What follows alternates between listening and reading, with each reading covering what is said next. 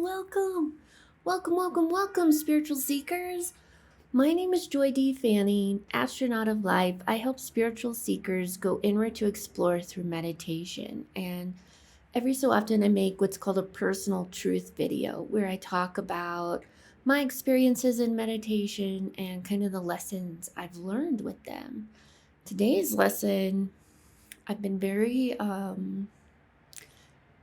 hesitant, I guess is the best word, to talk about this, and I've mentioned it a few times in the past, but I want to talk about how I connected with the angel Lucifer and what it means and how to respond when you go into meditation and maybe meet an entity that surprises you or that you have like some conflict with. So here we go.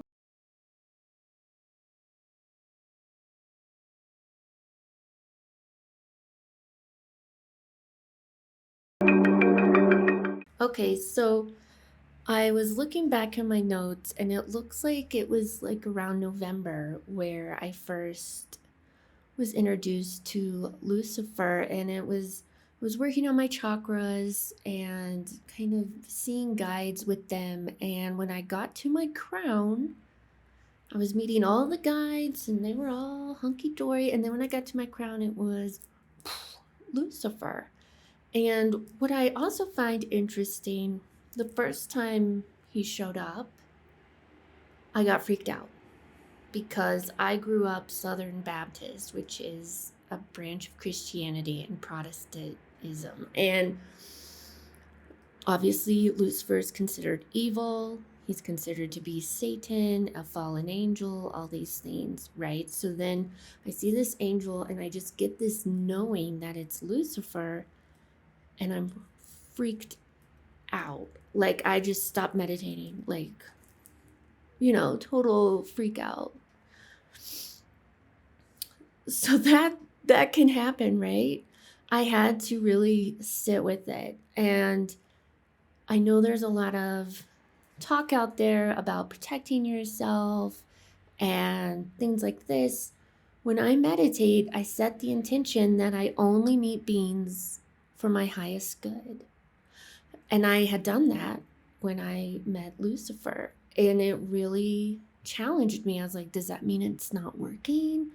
And then I had to really think. I was like, well, one, the frequency was 1,000% angel. Like, just like I've met other angels in meditation, you just know, if you know what I'm talking about, that it's an angel. There really is no other frequency for it. So it's like, no, can't fake that.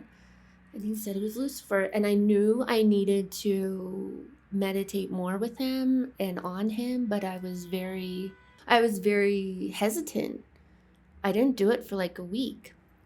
And when I did, what was so beautiful was, in relation to connecting with Lucifer, I also connected to Source or God, and I would meet them both in meditation. And I think that was for a reason. One, to make me feel a little calmer because God was there, right? Source.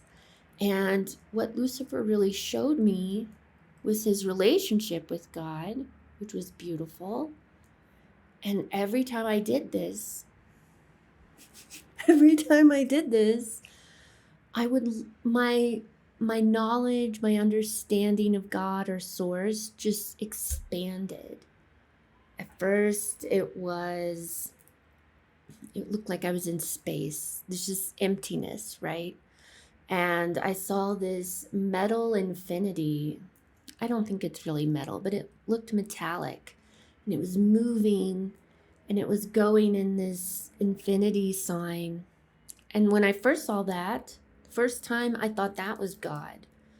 And I was like, oh, okay, Lucifer's helping me figure out God. When I meditated again, I was brought to that same place. This is days later, and I was taken a step back where it was like, that's creation. This big, expansive, infinite nothingness is God.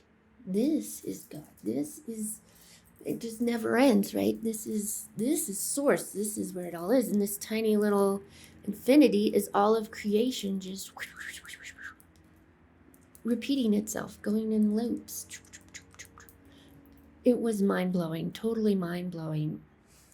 It took me a while to get there though. I wouldn't have got to have this experience with Source if I didn't allow myself to connect with Lucifer. As I worked with him, he challenged me to watch the show Lucifer on Netflix, which I did, which really helped me kind of see him in a different light. And now I'm going to read a few things. So back then, while I was watching the show, I wrote down, this is back in December, what if Lucifer was sent to hell, or like lower frequencies, because I don't really believe in hell, but like low frequencies, to be a light? Because when I see him with my third eye, he is so bright, so much light, and it is such a loving energy that it was really confusing for me, because I had all this old programming, right, from my Christian background. So he's a light, a guide for souls to find the way out of the darkness. He is the angel in darkness, not because he is dark, but because he is in the dark. Do you understand this difference? He's an angel assigned to help those in the lower frequencies. His light is like a beacon or a lighthouse, drawing them to source. Okay? And I feel like that show Lucifer, granted, I don't think everything about that, I chose not to take it literally, but the symbolism there of how Lucifer himself, the character, has to kind of learn this about himself, because so much is projected onto him, right? Think about it. Like, I consider myself open-minded, but then I meet him and I'm like, oh, hell no. I don't meet with Lucifer. I had to release these old programming or preconceptions that I had from my past. And then think globally how many people just believe him to be the devil. There is so much projection onto him. I really can't. I would say God would be the only other entity, or Jesus, that people project things onto. But to me, he's right up there with them on people projecting. And as you know, I lost a friend, a spiritual friend, just talking about this, because she projected onto me her own fears and beliefs and conceived notions about Lucifer. And I talk about that in another video, and I had to release that. And it was really sad. I have had depression before, and I literally called it my dark place. This was several years ago, like 7 years ago, when I was really depressed. I couldn't make it through a day working without crying. I would always go home early because I didn't want to be around people. I couldn't do it. And it was unbearable, literally unbearable. I would not wish it on anybody to have a dark place and to feel like they're stuck in it. And thankfully, I got so beat down that I got a therapist, and I slowly worked out of that darkness. And now I would say my mental state and my inner world, my mind, is so far from that dark depression. But there's always like a little spark, right? There's that little spark. Even when I was depressed, this little spark of hope. And I feel like that's what Lucifer represents, a little spark of hope and light in a sea of darkness. I don't really meet with Lucifer anymore. He was there to more teach me these lessons about Source, about God, and about himself. And I see many angels. I feel like my crown is like my connection to my angels. But I wanted to connect. I knew I was going to make this video, so I was like, okay, we're going to meet with Lucifer. And this time, instead of in meditation, I wrote it down. Okay. And I felt Lucifer is ready to speak. He said, "Yes, Joy, we are connected. Our bond is strong.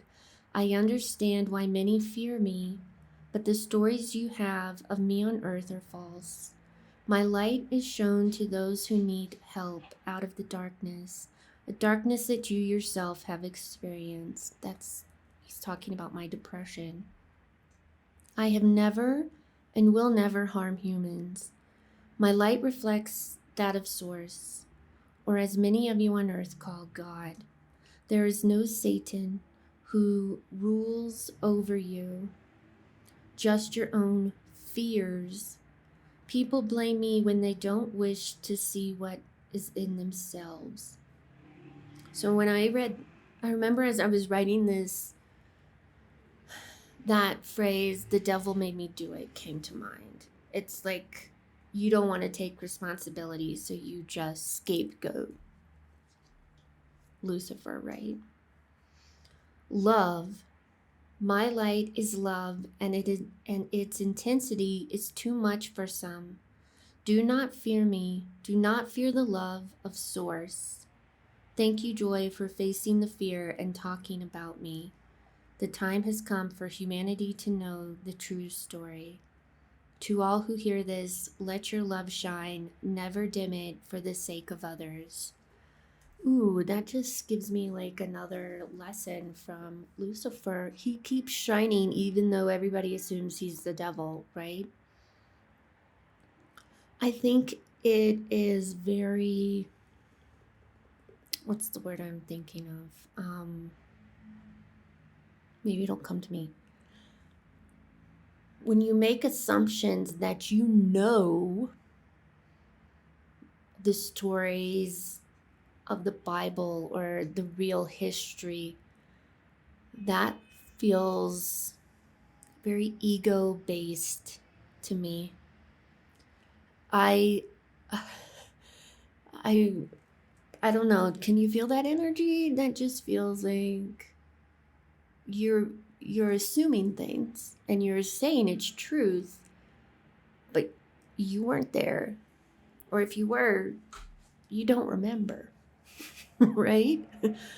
Um and that was a big lesson I learned with Lucifer, was to just keep an open mind. You never know what projections we humans have put on these entities. We don't know the real story. We don't know so much. When you think about how much you know and how much you don't know, to me, how much I know is such a tiny speck, you can't even see it in the grand knowledge of all the knowledge. Am I making sense? I hope I'm making sense here. So if your goal is to meet entities or meet your guides, and you don't know who they are yet, but you want to know, right? Because that's where I was when I met Lucifer. Be prepared. Be prepared to be confronted with programmings that you have, or, beliefs that you might not even say you believe in, but then when you're confronted with it, you're faced with that harsh truth that you might still believe it. Okay?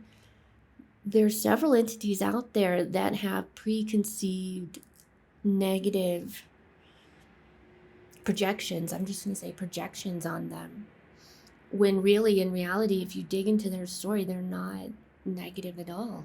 And that just makes me so sad. But also, to me, it's such a gift when they come and have you confront that and kind of make you deal with it. I think that's a gift in all reality, because if Lucifer hadn't shown up, if it had been Michael or Gabriel, pretty much any other angel, right? I just would be like, oh, I got an angel and that's my angel. No, I was confronted with like the one angel I would not want to be connected with. And that's what showed up. So just stay open, you guys. Stay open. If you are having trouble like figuring all this out for yourselves, The way I mainly do it is working with the chakras, right? You do that for like a month, do it every day, and powerful things are going to happen. Set these intentions. Always make sure to say, for my highest good, okay? And if you don't, you can set the intention, I want to meet so and so, I want to meet this entity. If you want to leave it open, you can. If you need help with this, I offer spiritual mentoring. I can totally help you do this, okay? I also have an introduction to meditation course where I teach you the basics of meditation. And in the last week, we're going to go over the basics of the chakras. So if this information, this whole meditating and chakras, these are terms you've heard, but you're just not sure what they mean or how to do it or anything like this, but it resonates, check out my links below, because I would love to have you join this course. I'm going to start it at the first of every month, and we're just going to do it with different people every time. There's going to be a group. It's going to be great, guys. Okay. So I hope this video has found you well. I hope it leaves you well. I know it might have ruffled some feathers, but you know what? I'm past caring about that. And I'm not even going to say no offense. I'm just past caring about ruffling feathers. And if anything, like Lucifer said, this is the time, to face your fears about talking and speaking your truth. There's no more need to hide, you guys. There's really no reason to stay in that darkness of fear. And that's it for me, you guys. I love you all so much. Bless you all. Namaste.